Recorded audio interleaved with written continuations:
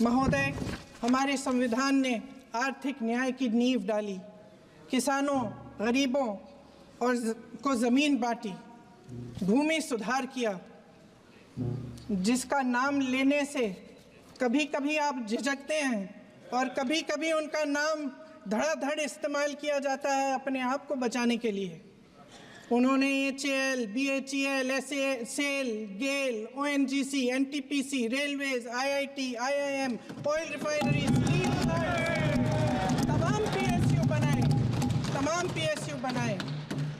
अध्यक्ष महोदय, उनका नाम पुस्तकों से मिटाया जा सकता है, उनका नाम भाषणों से मिटाया जा सकता है, लेकिन जो उनकी भूमिका रही इस देश की आज़ादी के लिए और इस देश के निर्माण के लिए, वो इस देश से कभी मिटाया नहीं जा सकता।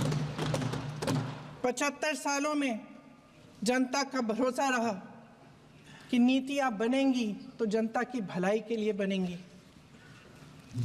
जल, जंगल, ज़मीन का अधिकार मिला आदिवासी भाई बहनों को। इंदिरा जी ने बैंकों का राष्ट्रीयकरण करवाया, खदानों का राष्ट्रीयकरण कराया।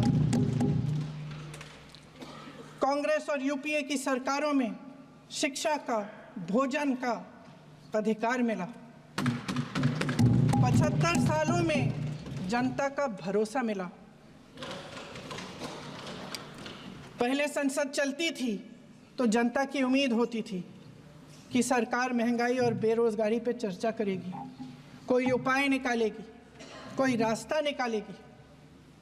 लोग मानते थे कि अगर कोई नई आर्थिक नीति बनेगी तो देश की अर्थव्यवस्था को मजबूत बनाने के लिए बनेगी, तो भारतीय बाजार को मजबूत बनाने के लिए बनेगी, उनके भविष्य को मजबूत बनाने के लिए बनेगी।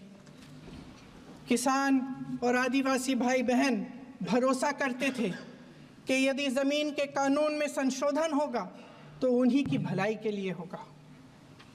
आप नारी शक्ति की बात करते हैं।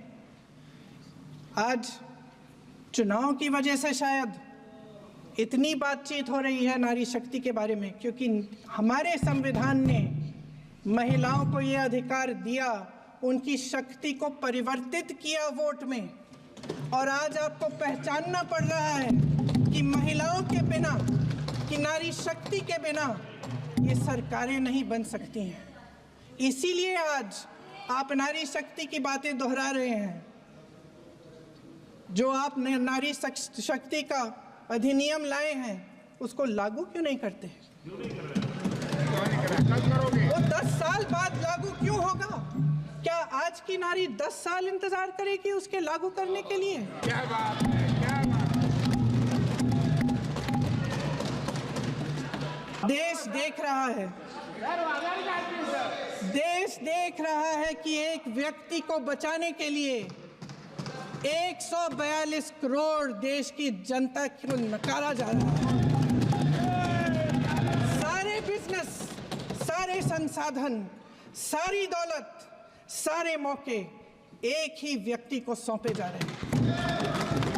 सारे बंदरगाह, एयरपोर्ट्स, सड़कें, रेलवे का काम, कारखाने, खदानें, सरकारी कंपनियां सिर्फ एक व्यक्ति को दी जा रही है।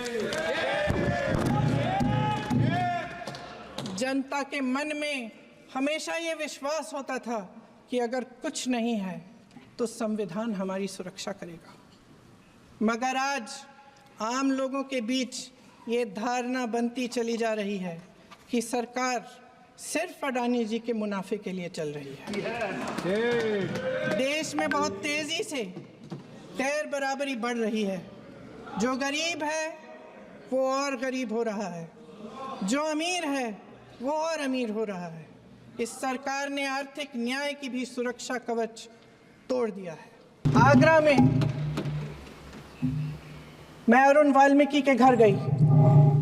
अरुण वाल्मीकि पुलिस स्टेशन में काम करता था, सफाई का काम करता था। आप सोच सकते हैं हमारी तरह उसका भी परिवार था। नई नई शादी हुई थी, 2-3 महीनों का बच्चा था। पुलिस स्टेशन में चोरी हो गई। चोरी का इल्ज़ाम उस पर लगाया गया। उसके पूरे परिवार को उठाकर पुलिस स्टेशन में ले गए। आप हंस रहे हैं, लेकिन ये गंभीर बात है। और क्या गंभीर करें? बात। हंसेंगे? शर्म करो। शर्म। अरुण वाल्मीकि को पीट पीट के मार डाला, उसकी बीवी को पीटा, उसके पिता के नाखून निकाले, उसके पूरे परिवार को पीटा गया।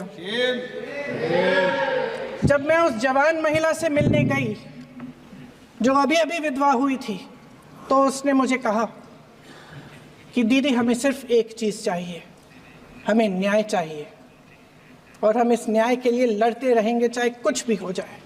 ये हिम्मत उस महिला को हमारे संविधान ने दी।